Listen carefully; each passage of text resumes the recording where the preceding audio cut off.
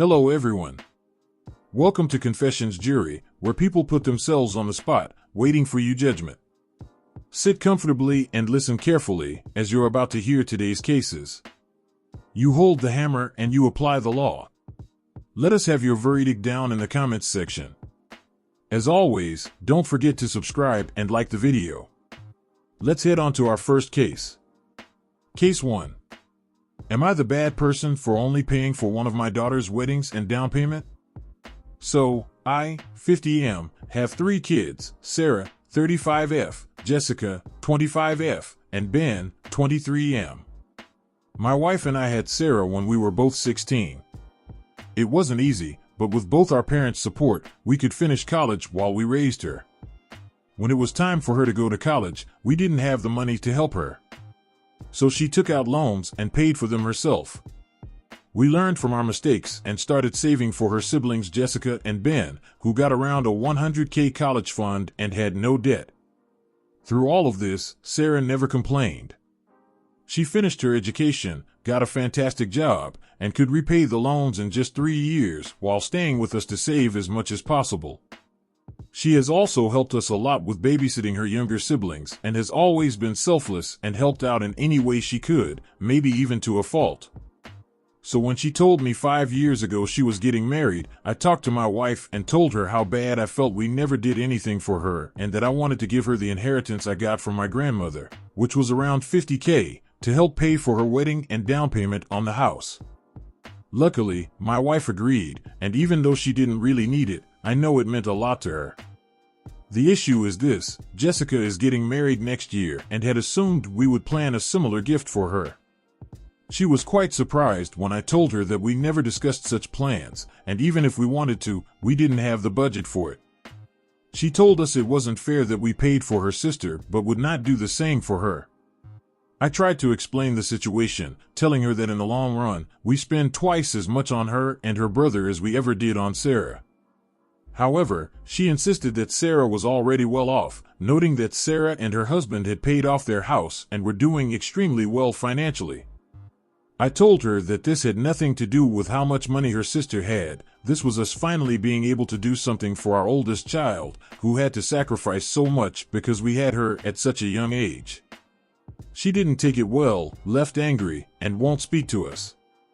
My wife thinks we should maybe take out a small loan and give her the money because she isn't used to not talking to her kids and is sad she is being left out of the wedding preparations. She is even afraid of us not getting invited to the wedding. But I have put my foot down and won't budge because she is not entitled to our money. Now even Sarah is saying that this is getting out of hand and even offered to help pay half the money. But personally, I'm at a point where I'd rather burn the $50K than give it to her. Sarah and my wife think that this is not worth destroying our family over, but I think that giving in will only make her more entitled in the long run. What do you guys think? Lay down your ruling in the comments section and let's move on to our next story. Case 2. Am I the bad person for refusing to go on a planned vacation after finding out that a friend blocked me on social media? I, F47, had a friend group of ladies that planned trips once or twice a year, at least 6 months in advance. Earlier this year, they collected deposits for a 7-day cruise in March leaving out of Miami.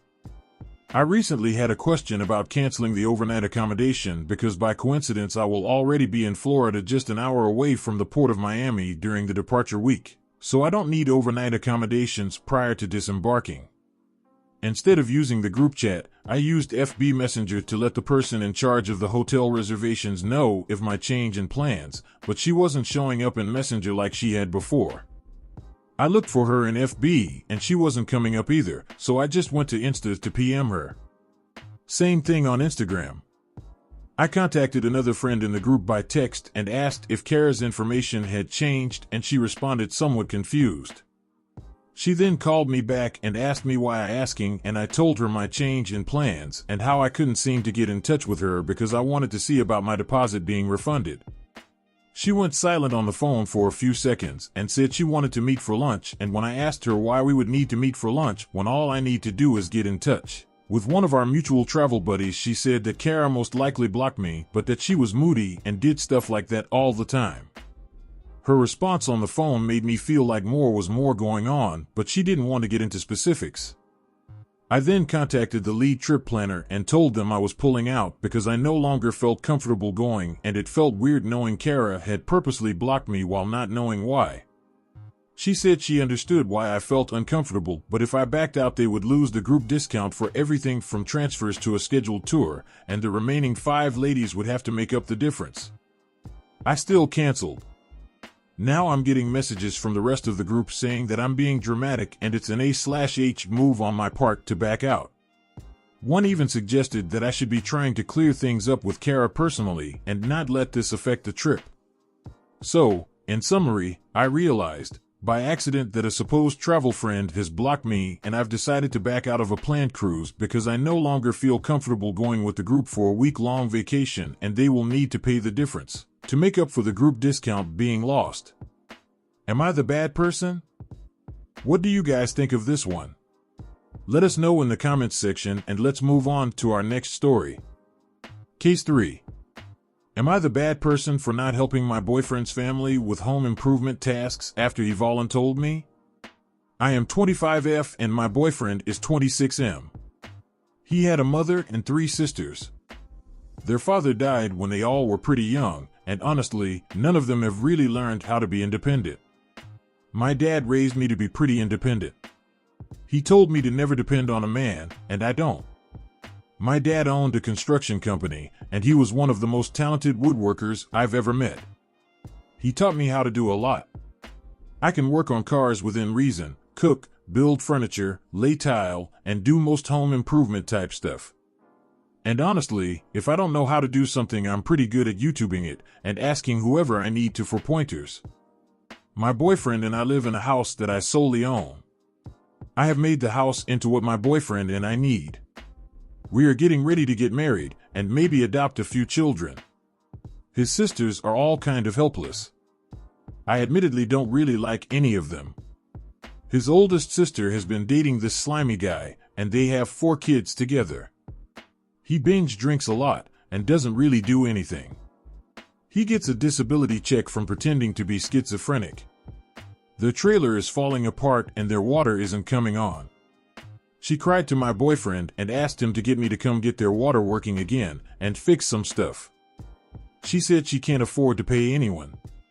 He said sure and casually told me. I told him no, definitely don't want to go do that in my free time.